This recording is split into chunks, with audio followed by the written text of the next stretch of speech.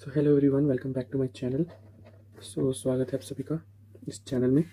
तो आज हम करने जा रहे हैं दो इम्पॉर्टेंट और सबसे ईजीएस्ट चैप्टर्स फिजिक्स के, thermodynamics and KTG, that is connect theory of gases. तो पिछली क्लास में मैंने कहा था कि हम अपना टेलीग्राम चैनल खोल रहे हैं, तो उसका लिंक ये रहा। बाकी लिंक मैं डिस्क्रिप्शन बॉक्स में भी डाल दूँगा, उसमें भी आप चेक कर लेना।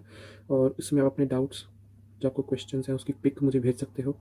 उनकी पिक भेजोगे तो आपका आंसर भी पिक में ही आएगा, ठीक है। और उसमें कोई आपको जैसे सपोर्ट चाहिए या गाइडेंस चाहिए, सपोर्ट एंड गाइडेंस, वो भी हम आपको उसमें प्रोवाइड करते रहेंगे, ठीक है। क्योंकि जिन चीज़ों से आप इस टाइम गुजर रहे हो, उन चीज़ों से मैं गुजर चुका हूँ। So I can interact with you more efficiently, है ना। तो जो चीज़ आपको तंग कर रही होगी, उससे कैसे निकलना है, उसका क्या सॉल्यूशन है, वो आई कैन टेल यू। तो बिना टाइम वेस्ट करे शुरू करते हैं हमारा टॉपिक। सबसे पहले हम पढ़ेंगे हमारा chapter KTG, kinetic theory of gases. और फिर से काइनेटिक मतलब कुछ वेलोसिटी वाला कुछ होगा इसमें, है ना। मतलब कुछ चल रही होगी कोई चीज़, गैसेस चल रही होंगी, गैसेस चल रही होंगी, उनके चलने का क्या ढंग है, उस पर थ्योरी जो लिखी गई है वो है काइनेटिक थ्योरी ऑफ गैसेस। सबसे पहले मैक्सवेल ने दी थी। मैक्सवेल भैया ने क्या बोला था, मैक्सवेल की जो थ्योरी थी उसमें क्या लिखा था, मैक्सवेल भाई ने क्या लिखा था कि जो मॉलिक्यूल है आइडियल गैस का, इस साथ साथ आप नोट्स बनाते रहो। जो मॉलिक्यूल ऑफ आइडियल गैस है वो क्या है, आर स्फीयर्स, है ना, विद जीरो मास, या कैसे तो जीरो साइज। मास होगा लेकिन निग्लिजिबल होगा। फिर इंटरेक्शन बिटवीन गैसेस निग्लिजिबल, ठीक है। गैस मॉलिक्यूल कलाइड करते हैं कैसे, इसमें होती है इलास्टिक कोलिजन, ठीक है।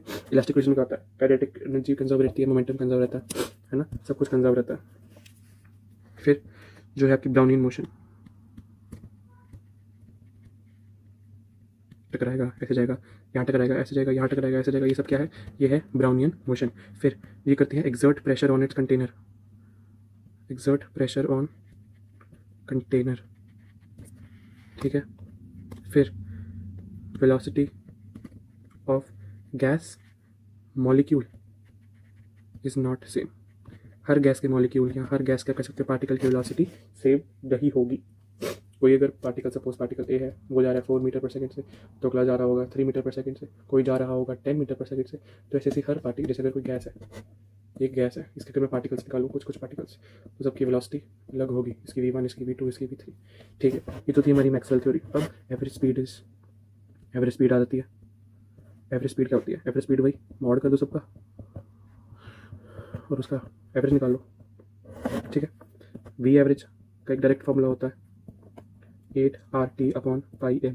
8 कॉन्स्टेंट है, आर क्या है, gas constant, T temperature, pi है, एम है molecular mass of gas, molecular mass of gas. V average हमारे पास ये आ गया। फिर ये आता है हमारे पास, हमने पढ़ा था एक RMS वेलोसिटी, हमने पढ़ा था ये ग्रेविटेशन वाले चैप्टर में। RMS वेलोसिटी क्या होती है, रूट मीन स्क्वायर वेलोसिटी। पहले वेलोसिटी का स्क्वायर करो, फिर उसका मीन निकाल लो, याद है, मीन निकाल के फिर उसका रूट कर दो, ठीक है। तो ये हमारी RMS वेलोसिटी। वी RMS का शॉर्ट फॉर्म क्या है, सेम है, बस यहाँ पे 3RT/πm आ जाएगा। 3RT पर सॉरी, सिर्फ एम, पाई सिर्फ एवरेज में आता है। फिर आती है हमारे पास मोस्ट प्रोबेबल वेलोसिटी, यानी कि सबसे ज़्यादा कॉमन कौन सी है, एक तरह से एवरेज तो नहीं है ये, हम इसको एवरेज वेलोसिटी नहीं बोलते, लेकिन मोस्ट प्रोबेबल कौन सी है, कि ज़्यादा इसके पास होगी, इस वेलोसिटी के पास होगी। सपोज अगर मैं बोलूँ कि 2 है, 2 है, फिर 3 है, फिर 2 है, फिर 3 है, फिर 4 है, फिर 2 है, तो मोस्ट प्रोबेबल वेलोसिटी गैस की कितनी है, 2। एवरेज वेलोसिटी क्या होगी, 2 + 2 + 3 + 2 + 3 + 4 + 2/7, जो कि कितना होगा, 2 to the 4, 2 + 2 4, 4 + 3 7, 7 + 2 9, 9 + 2 11, एक सेकेंड थोड़ा गलत हो गया ना, 2 + 2 3, यहाँ पर 2 है, यहाँ पर 3 है, फिर 4 है और फिर 2 है, ठीक है। तो ये 2 to 4, 4 3 7, 7 3 10, 10 to 12, 12 to 14 और 18, 18/7, 18/7 दैट इज 2 पॉइंट समथिंग। तो ये कितना आ जाएगा, ये आ जाएगा 14 जाएगा, 4 आएगा, 2.5, अप्रॉक्स 2.5 आ जाएगा ये। Let me check on calculator, कितना आएगा ये, 18/7, हाँ, तो ये अप्रॉक्स 2.5 2.6 के आसपास आएगा। लेकिन मोस्ट प्रोबेबल वेलोसिटी थोड़ी कम कह सकते हो आप, एफिशिएंट होती है।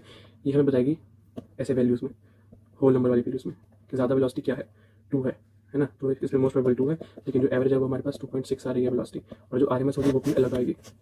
तो अगर हम सबका वो निकालें, मोड भाग निकालें, तो जो मास डिस्ट्रीब्यूशन कर्व आता है हमारे पास, मास डिस्ट्रीब्यूशन कर्व, इसमें क्या होता है, अगर हम बनाएं तो अगर ये है मास पर वॉल्यूम, या एन को आप नंबर ऑफ मॉलिक्यूल दे सकते हो, तो जितने नंबर मॉलिक्यूल्स होंगे पर यूनिट, या कह सकते हो वॉल्यूम में, कुछ एक पर्टिकुलर अमाउंट ऑफ वॉल्यूम में। तो अगर मैं ऐसे निकालूँ तो इस पॉइंट पर जो है ये होगी आपकी मोस्ट प्रोबेबल वेलोसिटी, इस पॉइंट पर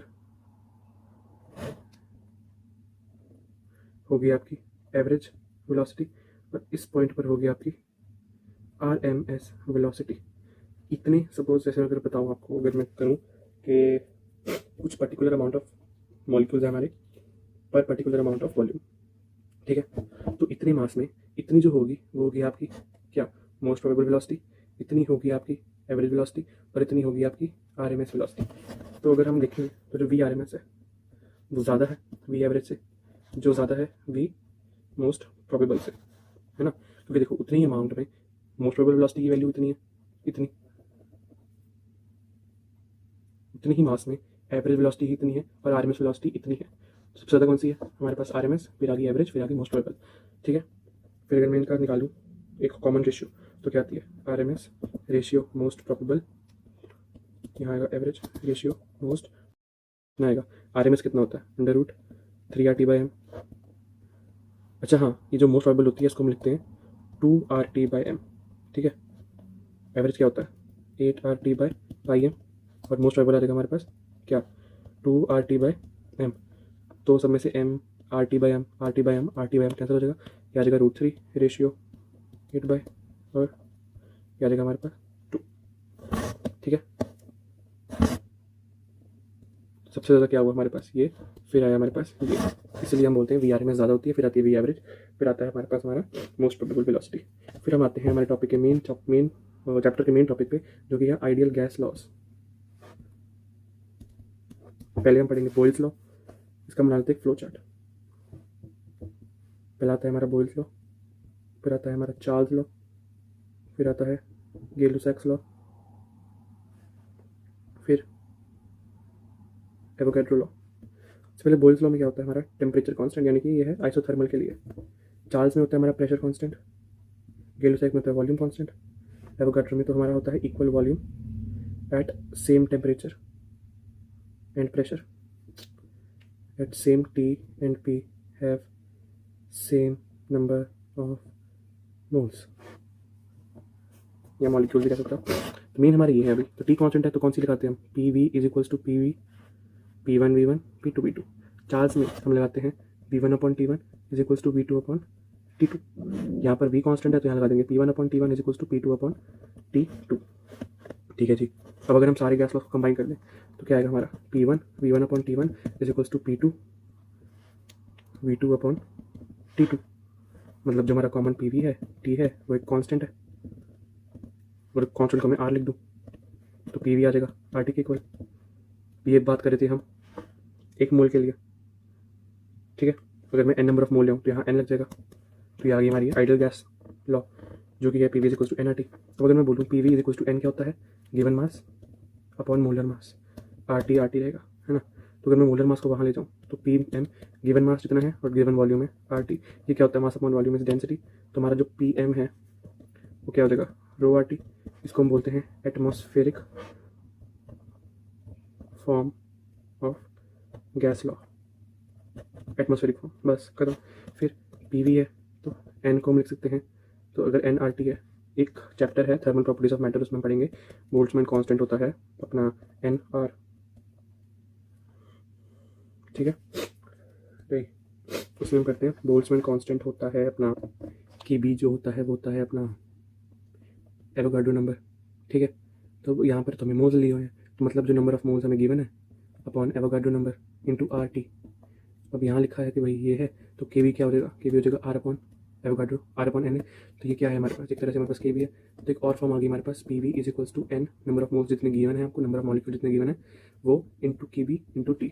ये एक अलग एक नई फॉर्म है आपके गैस लॉ की, ठीक है। फिर हम आगे बढ़ते हैं। अभी जो बोल्ट्जमैन कांस्टेंट है इसकी वैल्यू 1.3 × 10⁻³ होती है। -23 पता चल गया कहाँ से आती है, एवोगाड्रो नंबर से। नीचे होता है वो R, ऊपर गैस कांस्टेंट होता है 1.3, आपको याद रखना है। 10⁻³ कहाँ से आई है, Na से आई है, बस। ये A नीचे होता है ऐसे, Na छोटा होता है, ये A इसका छोटा होता है ऐसे, ठीक है जी। अब हम आगे बढ़ते हैं, आगे हम कहाँ बढ़ेंगे, फिर आता है हमारे पास एक topic pressure on container wall. हमने कहाँ पढ़ा था? हमने पढ़ा था मैक्सवेल की थ्योरी में। प्रेशर ऑन कंटेनर वॉल की जो गैस प्रेजेंट है किसी कंटेनर में, वो जो कंटेनर है उस पर एक प्रेशर एक्सर्ट करेगी, है ना। तो पी इसका फॉर्मूला होता है P is equals to mv² upon 3L3। इसका ये फॉर्मूला याद रखोगे। तो ये प्रेशर है जो एक्सर्ट कर रही है गैस अपने कंटेनर वॉल्स पे। m मास ऑफ गैस है, v वेलोसिटी ऑफ गैस है, 3L3 L side of container दे दी जाएगी आपको, उसका आपने वॉल्यूम निकाल लेना है। अब जो वेलोसिटी है, वेलोसिटी कौन सी लेगा? अगर पार्टिकल है उसकी एक्स एक्सिस में कुछ वेलोसिटी होगी, वाई में कुछ वेलोसिटी होगी, जेड में कुछ वेलोसिटी होगी। तो जो वेलोसिटी लेंगे वो होती है नेट वेलोसिटी, वी नेट का स्क्वायर अपॉन 3। ठीक है, कि हमने क्या लेते थे? हम लेते थे एवरेज वेलोसिटी, या आप कह सकते हो तरह से हम लेते हैं आरएमएस वेलोसिटी लेते हैं हम इसमें। इस केसेस में ज़्यादातर गैसेस के केस में लेते हैं आरएमएस वेलोसिटी। तो वी आरएमएस क्या होगा? वी इन एक्स का square plus v in y का square plus v in z का स्क्वायर अपॉन 3 का रूट। अब मोस्ट कॉमनली क्या होता है, तो जो वेलोसिटी को एक्स वाई जेड में होती है वो इक्वल दी होती है, तो यहाँ क्या आ जाएगा? 3 वी एक्स का स्क्वायर अपॉन 3 का रूट। 3 से 3 कैंसिल हो जाएगा, पी एक्स या वाई या जेड आ जाएगी आपकी वी नेट।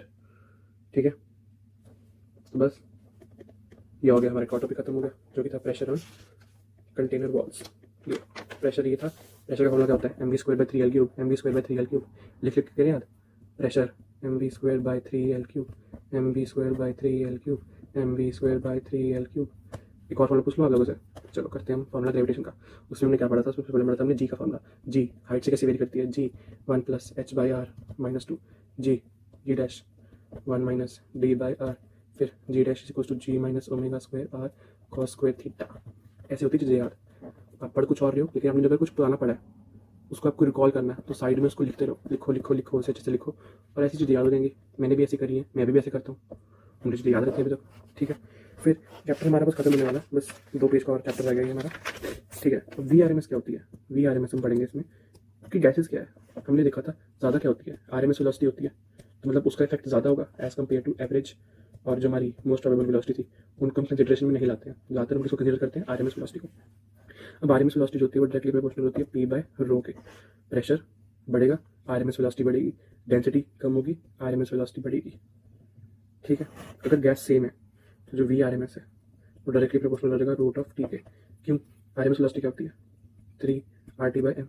गैस सेम है, 3 common, R constant, mass same रहेगा, तो R M S directly temperature हो जाएगी।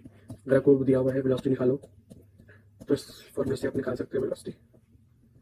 क्योंकि एक गैस का पार्टिकल की वेलोसिटी दी हुई है, उसका टेम्परेचर इतना है, और अगली गैस के पार्टिकल का टेम्परेचर इतना दिया हुआ है, तो बताओ उसकी वेलोसिटी कितनी होगी? दोनों का आप निकाल दो रेशियो करके, आंसर आ जाएगा। अब अगर बोला है गैस सही हुई है, गैस चेंज हो गई है, लेकिन जो टेम्परेचर है वो कॉन्स्टेंट है। गैस चेंज होगी मतलब अब यहाँ पे कॉन्स्टेंट दोनों चीजें हैं, टेम्परेचर और मास। 3R क्या है? कॉन्स्टेंट है। ठीक है, अभी मैंने बोला टेम्परेचर भी सेम है, तो कॉन्स्टेंट क्या है? टेम्परेचर है, तो कॉन्स्टेंट अब क्या नहीं है? मास। चेंज क्या होगा? Mass. V1 directly inversely proportional to 1/√ऑफ मास। तो इसमें क्वेश्चन सॉल्व कैसे होंगे? V1 V2 is equal to √m2 upon √m1। ऐसे पे क्वेश्चन सॉल्व हो जाएंगे। ये हो गया हमारा PRMS खत्म। अब आते हैं हम डिग्रीज ऑफ फ्रीडम पे, जिसको हम बोलते हैं DOF। ये भी 3 तरह का होता है, मोनोएटॉमिक, डायटोमिक, ट्राइटोमिक। ट्राइटोमिक में 2 तरह का होता है, लीनियर अगर है और अगर नॉन लीनियर है। तो मोनो में क्या होता है? डिग्री ऑफ फ्रीडम होता है 3, यानी कि वो x, y और z डायरेक्शन में घूम सकता है। डायटोमिक में f होता है 5, यानी कि x, y, z अपनी जगह पे इस तरह से रोटेट और अपनी जगह पे इस तरह से रोटेट, तो ये 2 हो गए, तो टोटल डिग्री ऑफ फ्रीडम 5 हो गए। अब अगर तो कोई चीज़ लीनियर है ट्राइटोमिक में, तो वो एक तरह से शो करेगा, किसी फैक्टर शो करेगा वो डायटोमिक से। लेकिन अगर नॉन लीनियर है तो उसका डिग्री ऑफ फ्रीडम हो जाएगा 6, इसमें बस ये ऐड हो जाएगा इसमें। ठीक है, अब 10th पॉइंट पे आते हैं, जो कि हमारा law of equi partition of energy. ये फॉर्मूला मुझे कभी याद नहीं हुआ, फिर मेरा एक दोस्त था, उसने मुझे बोला कि भाई अगर तुम्हें law of equi partition of energy का फॉर्मूला करना है, जो कि क्या होता है? n मोल के लिए हमने निकालना होता है law of equi partition of energy. उसका फॉर्मूला होता है half number of mole, degree of freedom और RT। उसने मुझे बोला इसको याद करो हाफ नफरत से। भाई तब से मुझे ये फॉर्मूला भूला नहीं। मेरा फ्रेंड है, उसने मेरी बहुत अच्छी हेल्प करी। उसने बोला इसको नफरत बोलो ही नफरत। तो n मोल के लिए जितनी आपको एनर्जी चाहिए होगी होगी हाफ नफरत, 1 मोल के लिए होगी आपकी हाफ फरत। हमने इसको ऐसे डिवाइड कर दिया, तो 1 मोल के लिए आ गया हाफ फरत, है ना? ठीक है, अब हम अगले टॉपिक बढ़ते हैं। यू क्या होता है? You, what is you? You 3 energy एक तरह से हम कहते हैं, वो एनर्जी रहती है, बैटरी एनर्जी गैसेस में भी होती है। तो केटीजी और थर्मोडायनेमिक्स वाले चैप्टर में जो गैसेस हम पढ़ते हैं उसमें जो यू का फॉर्मूला होता है NCVT, ठीक है, वो ये पढ़ते हैं।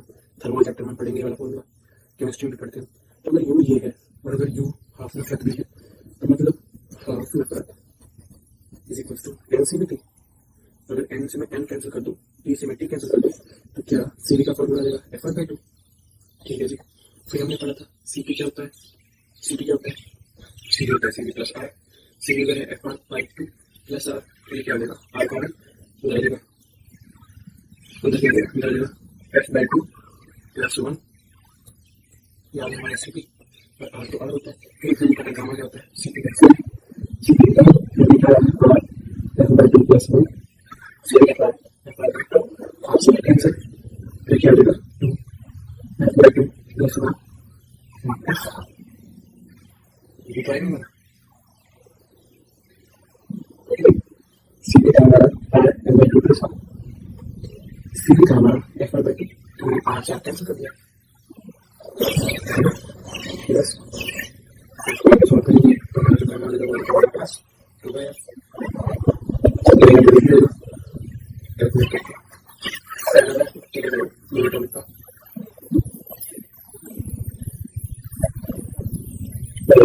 कार्बनिक फिर हम देखो degree of freedom CP CI और मतलब ये कुछ होता है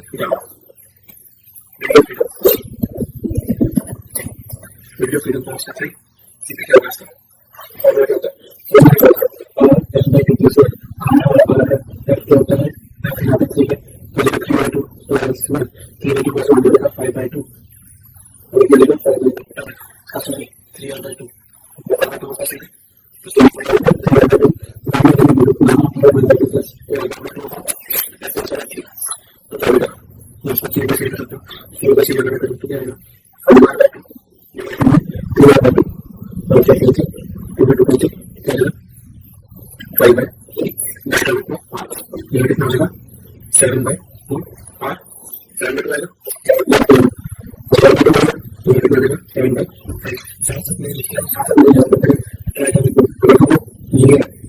सिंपल क्या होगा सेम इज बेटर बिफोर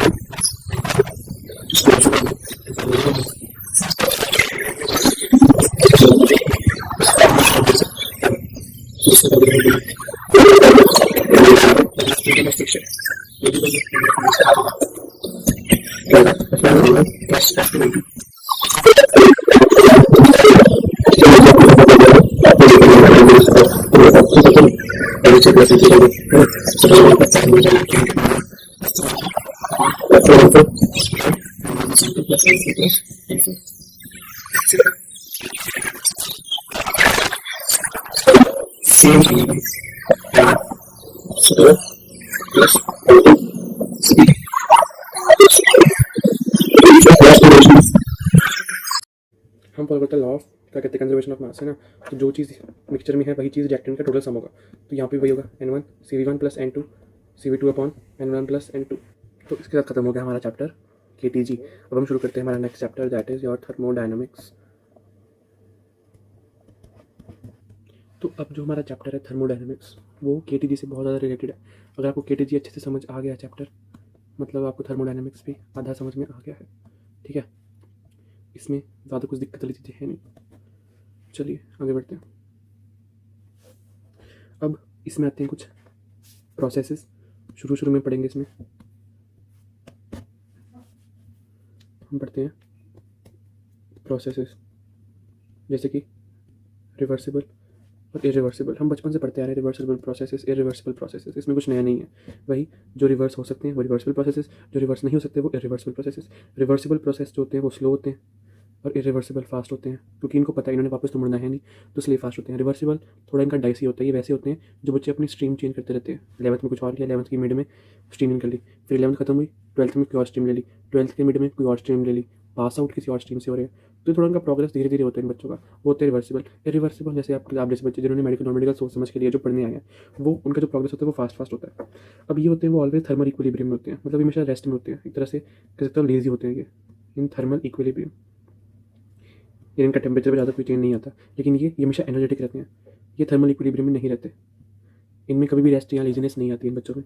फिर प्रोसेस इनका होता है, ये होता है वेल डिफाइंड पाथ, इनका नॉट वेल डिफाइंड पाथ। अब इनका वेल डिफाइंड पाथ कैसे होता है याद करने के लिए क्या ट्रिक कर सकते हैं। अब जो जिन बच्चों का पता नहीं है कि उन्होंने ज़िंदगी में क्या करना है, वो अपनी स्ट्रीम बदली जा रहे हैं, है ना, उन्होंने कुछ सोच समझा होगा, यानी कि उनके पापा का बिजनेस होगा, उन्होंने सोचा होगा कि हाँ चलो 11th में थोड़े से मजे करते हैं, स्ट्रीम चेंज करते रहते हैं। मतलब उनका एक वेल डिफाइंड पाथ है कि हाँ भी उन्होंने अपने पापा का बिजनेस संभालना है। लेकिन यहाँ ऐसा कुछ नहीं होता, क्योंकि बच्चे नॉन मेडिकल मेडिकल बोल लेते हैं, क्योंकि घर में बिजनेस वगैरह ज़्यादा नहीं होता। मतलब एक तरह से याद करने के लिए इसको हम ऐसे याद कर सकते हैं, है ना। फिर अगला आता है स्टेट फंक्शन और पाथ फंक्शन। जिसको स्टेट फंक्शन आ गया उसको पाथ फंक्शन आ जाएगा। स्टेट फंक्शन और पाथ फंक्शन। स्टेट फंक्शन कौन से होते हैं? स्टेट फंक्शन वो होते हैं जिनमें जो पाथ पर डिपेंडेंट नहीं होते, जिन स्टेट फंक्शन वो होते हैं जिनमें सिर्फ होता है इनिशियल एंड फाइनल। मतलब इसमें क्या होगा, डेल्टा होगा, तो जिसमें भी डेल्टा आपने देखा होगा वो है स्टेट फंक्शन। जैसे कि आपका delta U, delta H, delta S, delta G. बाकी सारे P, V, N, R, T, Q, फिर डब्ल्यू एक्सेट्रा, ये सारे आगे आपके पाथ फंक्शन। ठीक है, अब हम करते हैं जीरोथ लॉ।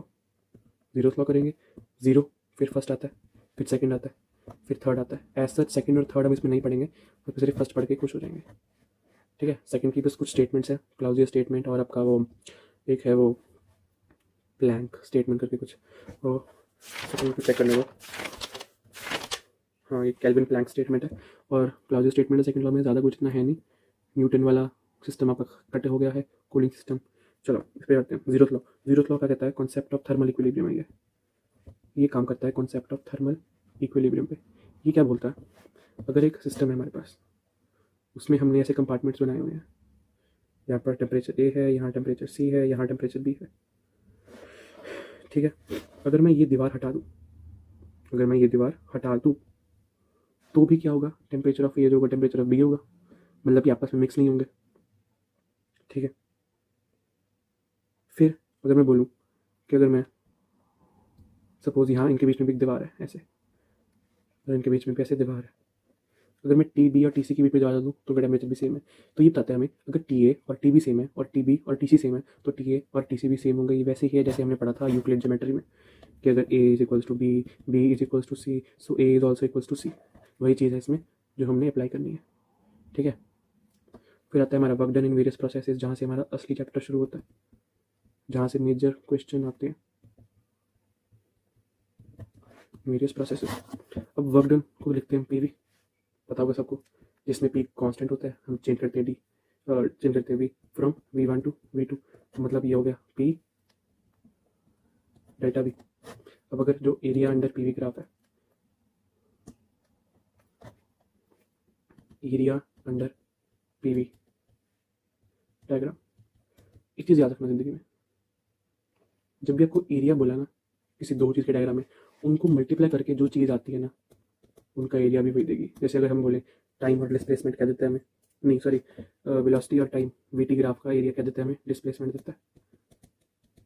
एक्सेलरेशन और टाइम का क्या देता है हमें, वेलोसिटी देता है। इसी तरीके से पी का क्या देगा हमें, वर्क डन देगा। ठीक है, अब वर्क डन कुछ प्रोसेसेस करेंगे हम। ठीक है, उसमें हम देखते जाएंगे धीरे धीरे। जनरली तो क्या होता है, ए work done P delta V ही होता है, लेकिन कुछ केसेस में ये चेंज होता रहता है और वो केसेस हमने पढ़ने हैं। तो अभी तक थर्मोडायनेमिक्स हमने इतना ही करा है। ठीक है, आगे बढ़ते हैं। आगे बढ़ते हैं अपना जो फर्स्ट लॉ का जो एक कॉन्सेप्ट है, internal energy. Internal energy, internal energy of an ideal gas. आपको ये लाइन याद रखनी है, ये क्वेश्चन मतलब ये तो ऐसे पत्थर की लकीर है, ये तो बस पानी में घोल के ये बात पी जाओ। जो इंटरनल एनर्जी है, इंटरनल एनर्जी डिपेंड करेगी only and only on temperature. Temperature जहाँ चेंज होगा वहाँ इंटरनल एनर्जी चेंज होगी। अब एक प्रोसेस होता है आइसोथर्मल, वहाँ पर तो टेम्परेचर चेंज हो ही नहीं रहा, मतलब इंटरनल एनर्जी जो कि डेल्टा यू होता है वो जीरो होगा। एक आता है हमारे पास साइक्लिक प्रोसेस जिसके बारे में हम पढ़ेंगे, वहाँ भी डेल्टा यू जीरो होगा।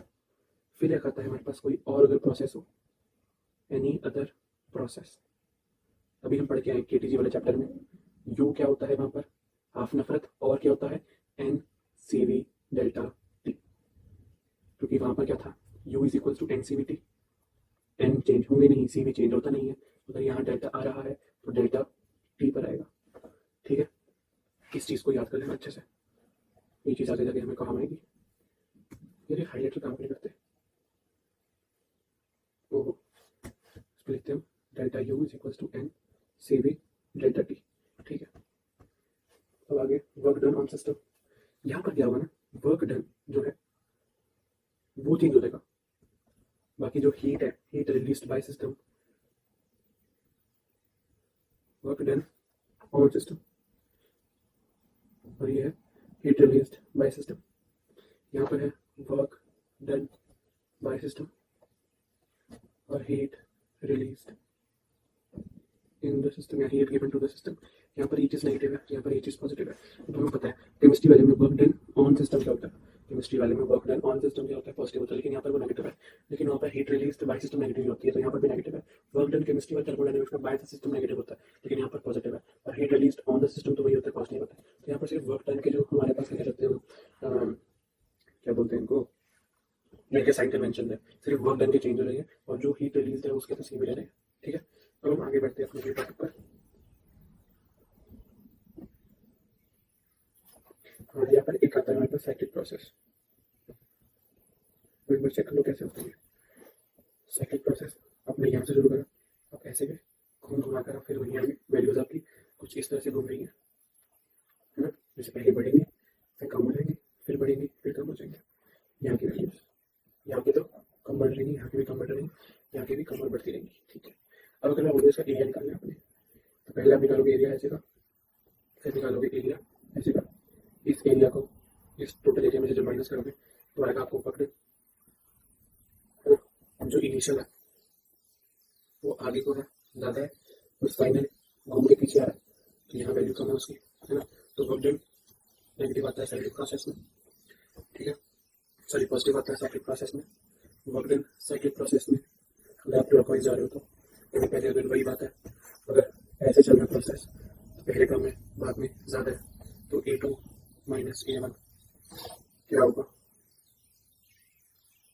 पॉजिटिव होगा। लेकिन अगर हम जा रहे हैं ऐसे A2 माइनस A1 नेगेटिव हो जाएगा, और बंदे में नेगेटिव हो जाएगा। ठीक है, यानी कि क्लॉकवाइज में क्लॉकवाइज में अगर हम जाएंगे एंटी क्लॉकवाइज में क्या होता है, डेल्टा नेगेटिव जीरो होता है। हमें क्या करना है, थर्मोडायनामिक्स होता है Q is equal to plus Q minus negative में क्या बनेगा, delta is equal to Q plus W, यहाँ पर वो W is equal to Q minus W because of dimensions of W physics में थर्मोडायनामिक्स में अलग हो जाते हैं। ये चीज याद रखना, स्टार्ट हो जाए। ठीक है, तो शिक्षक मुझे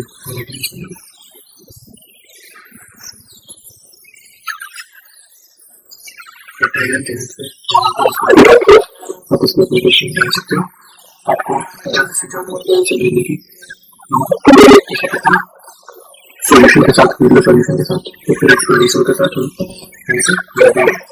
चलो फिर हम पढ़ेंगे कुछ क्वेश्चन।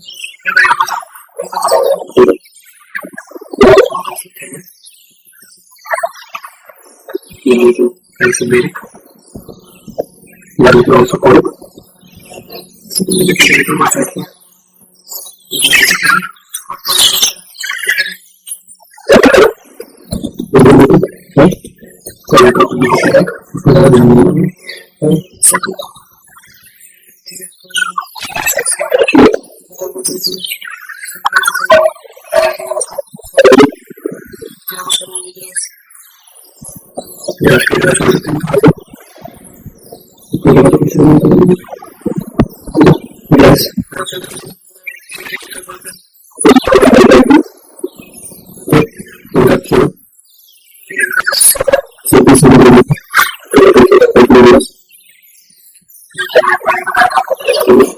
उसमें संबोधन करेंगे। सुनो तो मुझे तक क्या देगा। चलिए मैं शुरू करता हूँ।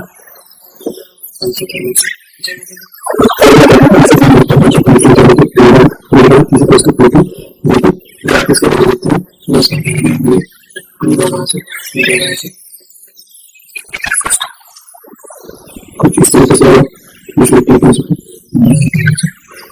से उसका टेम्परेचर कांस्टेंट है। तरीके